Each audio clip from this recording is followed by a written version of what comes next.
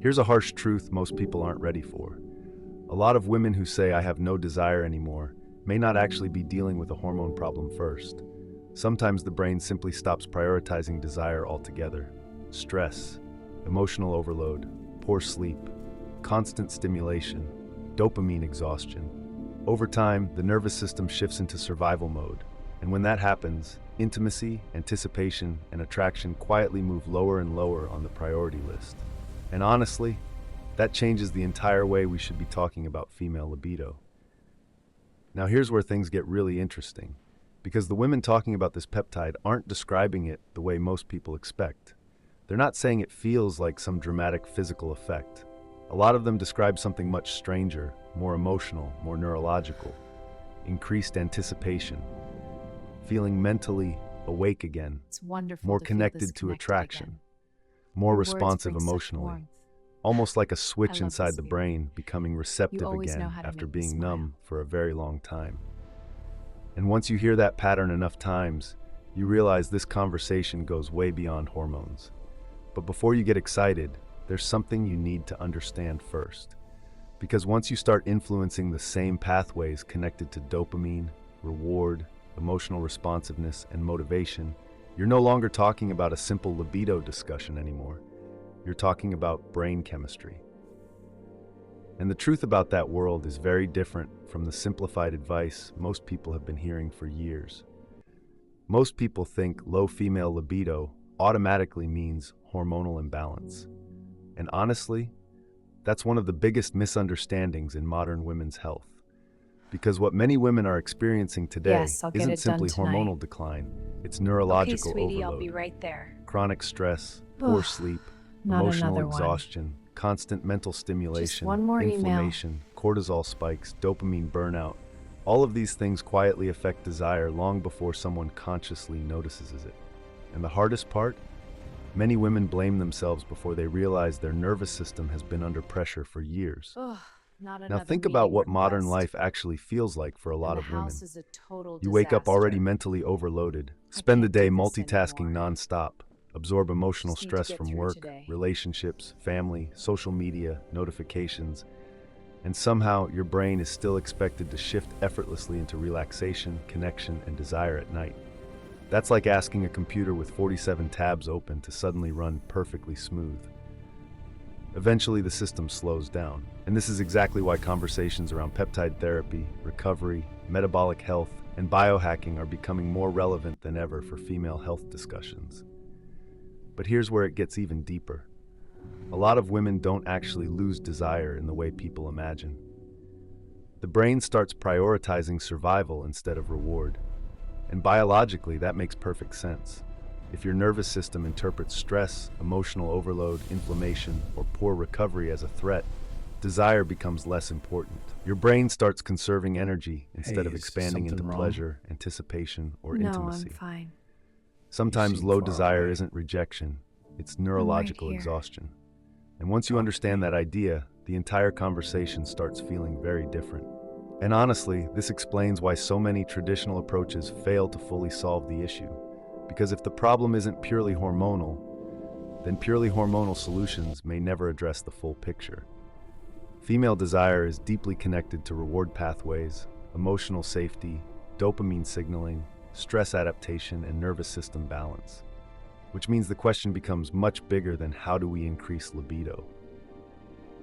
The real question starts becoming, what happens when the brain no longer feels safe enough to prioritize desire in the first place? Here's a psychology fact most people aren't ready for. Female desire is neurological before it becomes physical. That sounds strange at first because society trained people to think libido is just hormones, chemistry, or attraction. But the brain doesn't work that simply. Desire often begins as anticipation, emotional safety, curiosity, novelty, reward, and mental engagement long before the body physically responds. In other words, the brain has to interpret something as emotionally and neurologically rewarding before desire fully activates. And honestly, that changes the entire conversation around peptide science and female libido. Think about how differently the female brain processes emotional context compared to a simple physical trigger. Stressful argument earlier in the day, nervous system remembers. Emotional disconnect, the brain notices. Mental overload, dopamine and reward pathways shift immediately. This is why two identical situations can produce completely different responses depending on how safe, connected, rested, emotionally regulated someone feels internally. Female desire isn't just mechanical, it's contextual. And once you understand that, a lot of mysterious libido problems suddenly stop being mysterious at all. Now here's where modern peptide therapy starts entering the discussion in a very different way. Some compounds being explored today don't simply target hormones directly. Instead, they interact with neural pathways tied to dopamine, reward circuitry, anticipation, arousal, and emotional responsiveness. Which means researchers aren't just asking, can we increase hormones? They're asking something far more interesting. Can we influence how the brain experiences motivation and desire itself? And from a biohacking and human optimization perspective, that's a completely different category of thinking. But here's the uncomfortable truth nobody really talks about enough. Modern life may be suppressing female desire neurologically without women realizing it. Endless notifications, chronic stress, emotional burnout, poor sleep, overstimulation, low recovery, inflammation, constant cortisol activation. All of it changes how the brain processes reward and connection over time. Your nervous system adapts by becoming more defensive and less receptive. And when that happens, desire doesn't necessarily disappear dramatically, it fades quietly in the background, which leads directly into the peptide that suddenly started getting everyone's attention. Now here's where things start getting really interesting. Because this is the peptide that made a lot of people stop and say, wait, this works differently. The compound most commonly mentioned in these conversations is PT-141, also known as Bremelanotide. And unlike traditional libido discussions that focus heavily on hormones or blood flow, this peptide started attracting attention because of where it acts, the brain, not just the body. And honestly, that subtle difference changes everything about how people think about female desire, peptide therapy, and human optimization. Most people hear libido treatment and immediately assume the conversation is about estrogen, testosterone, or physical stimulation. Basically, hormones and mechanics. But PT-141 entered peptide science through a completely different door. Researchers began exploring how it interacts with melanocortin pathways connected to arousal, anticipation, reward circuitry, and neurological responsiveness, which means the mechanism may not simply force desire physically. Instead, it may influence how the brain experiences desire itself. And that's exactly why this topic exploded so fast in biohacking, longevity, and anti-aging communities. And here's the part that surprises almost everyone. This peptide was initially approved for women first. That alone tells you how different this category is. Because historically, female libido research recognized something many people ignored for decades. Desire isn't purely physical. It's emotional, contextual, neurological, and deeply connected to reward pathways inside the brain. And when women started describing the effects, a pattern emerged that sounded very different from traditional performance enhancement conversations. Many weren't describing a purely physical response. They were describing a shift in mental engagement and anticipation itself. This peptide doesn't just affect the body, it may affect the experience of desire itself. And whether that sounds exciting or slightly unsettling probably depends on how you look at modern peptide science. Because once you move from hormones and blood flow into dopamine, reward circuitry, motivation, and anticipation, you're entering a much deeper conversation about human behavior and brain chemistry. And naturally, once women started describing these effects, another fascinating question immediately appeared. Why do some people say it feels emotionally different from anything they've experienced before? Most people assume libido is either on or off, but female desire rarely works that way.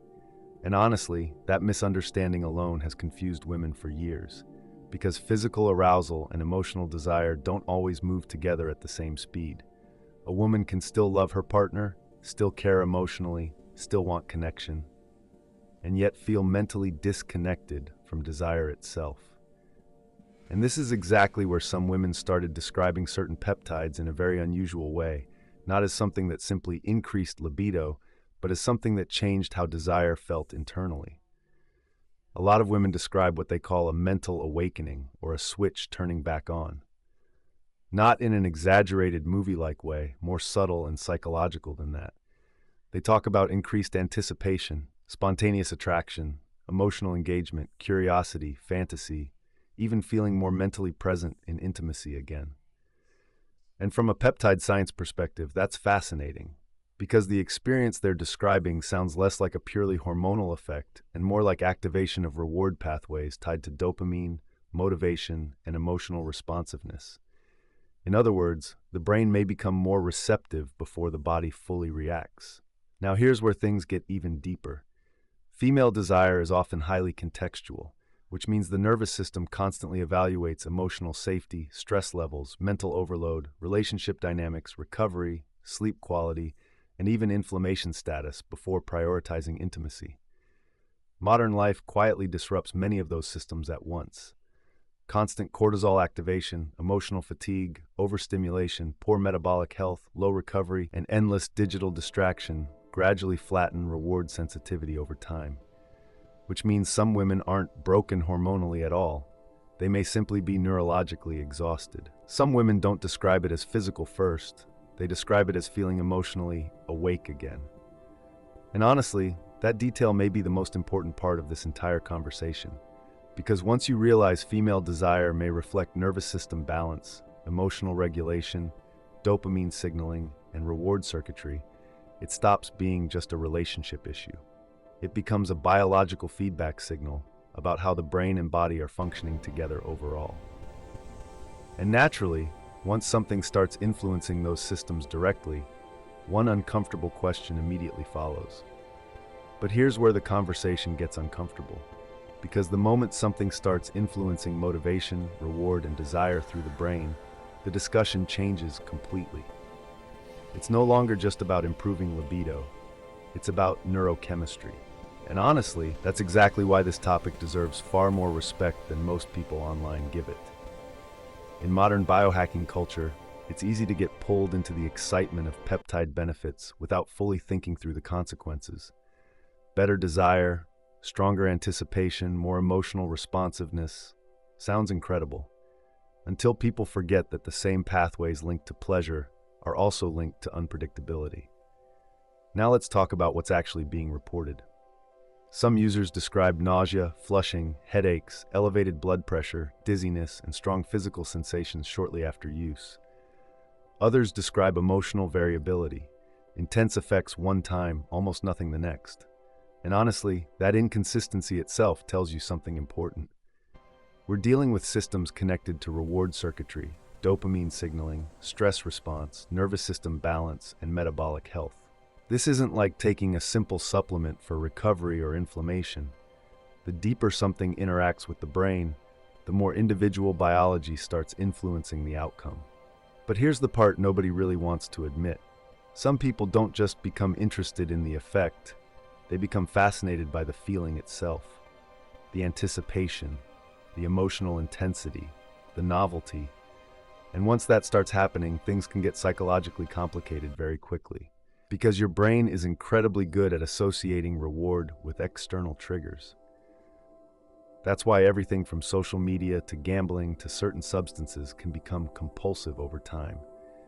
And while peptide therapy is obviously very different from recreational drugs, anything that touches dopamine, reward pathways, and emotional responsiveness deserves caution and self-awareness. The more something affects motivation and reward, the more carefully it should be respected. And this doesn't mean these peptides are bad. It means the conversation has to mature beyond hype.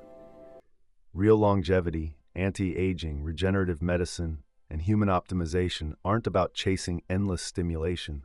They're about improving biology sustainably without losing balance psychologically along the way. And once you start viewing female desire through the lens of brain signaling, nervous system regulation, and emotional recovery, one final question naturally starts emerging.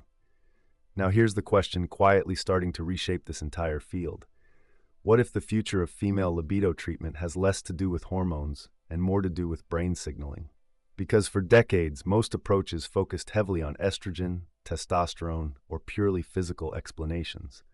But modern peptide science is pushing the conversation somewhere very different, toward dopamine, reward circuitry, emotional responsiveness, nervous system regulation, and honestly, that shift may end up being far more important than most people realize right now.